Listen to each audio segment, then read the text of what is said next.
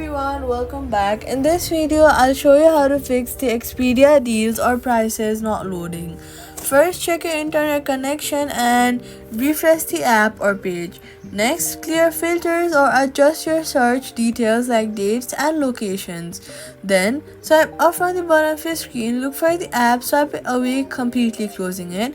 Wait for a few hours and reopen it to fix the temporary glitches.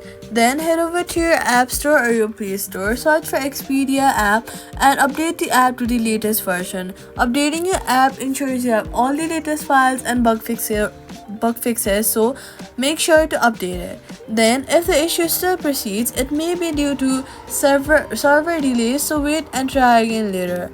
That's how you fix the Expedia deals or prices not loading. Do not forget to subscribe for more helpful guides.